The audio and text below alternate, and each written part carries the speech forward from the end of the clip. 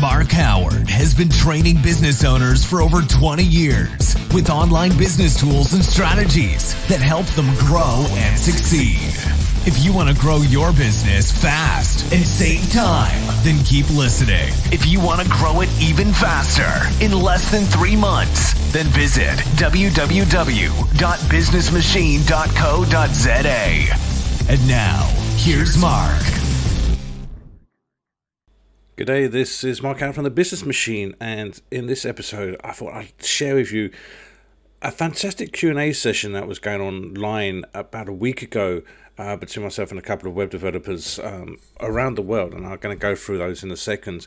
It started off when one young lady asked a specific question, which then sparked a very good conversation. Now, I'm not going to go through all the responses from it, but I'm just going to highlight some of the key responses, because these highlights why people struggle online with their website. Okay, and this conversation, the information that these people are giving you is gold. I mean, it literally is gold information. So Lisa, who's from Cape Town, she starts off, she says, "Hi, does your website bring you significant business? In other words, do you get enough traffic that converts to actual paid clients from your current website that allows you to make a living?" She then goes on to ask, if not, what do you think the problem is? Have you spotted it? And if yes, what do you think works well for you in terms of getting significant business from your website? So my initial response to her was this. I said, answer, yes, I get a lot of work from my website. What works well? Too many people use the sites for selling and not giving good advice. Any business needs to follow the KLT, know, like, trust process. Building good relationships, good quality content allows you to be the go-to person in your industry. And this is the one thing I talk about time and time again on my podcast. You have to be that person that people go to on a regular basis. Brendan McGrath, he's from New Zealand. He says, I have to agree with Mark. Too many people try and expect to sell on their first visit. Retargeting visitors in order to progress them along the KLT process is key. It generally takes 6 to 8 touch points before someone is ready to buy.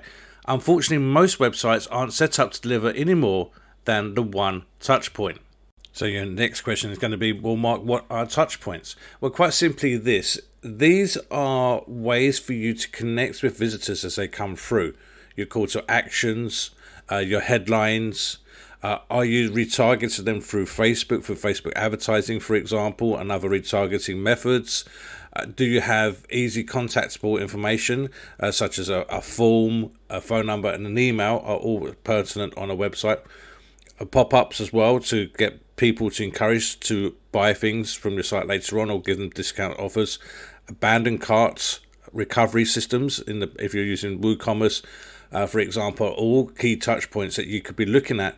And if you're missing those on your website, then there's a good chance that, you know, when somebody comes, they're not going to come back. So touch points are a way that integrates the person when it comes to your website when they first come on board, and B, allows them or allows you to connect with them once they have left as well. One of the things I heard years ago, and it's still pertinent to this day, is that it takes an average person on the street 6 to 7 times to see your brand name before they actually recognize it in their head. And the most common one people tend to use that is the McDonald's shops, you know, the franchise. And people say, well, everyone knows the McDonald's franchise. And the reason everyone knows the McDonald's franchise is that they are literally bombarding you with their brand daily, or they used to be, not so much now, but they were literally bombarding you with their brand daily.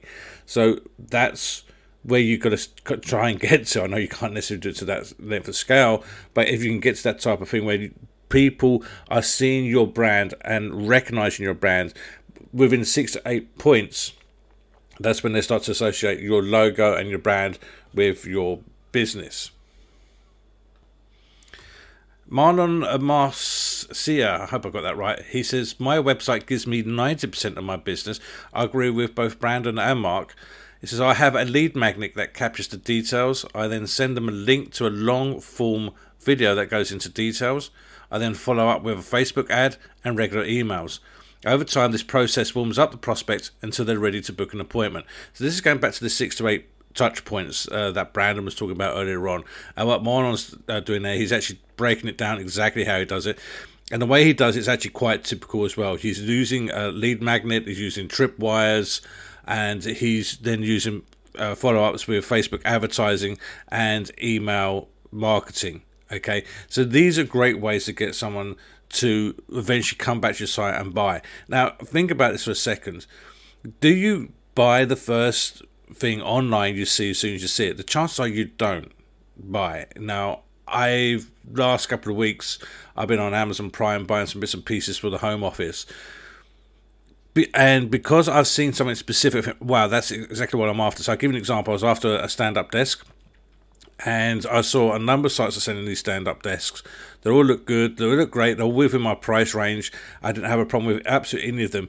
But I didn't buy straight away. It took me 4 weeks to get round to buying this product.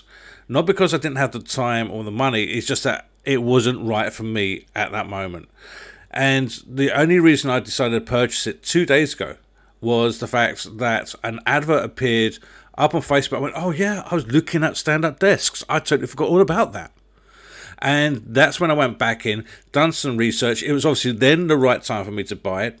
Found the product I was looking at. I had actually saved a couple of the websites, went back, done my research again, found the company I was comfortable with the Know Like Trust. Well, yes, I'm happy to buy from them because the product was about £100. Happy to spend that money with them. Bosch, they got my custom.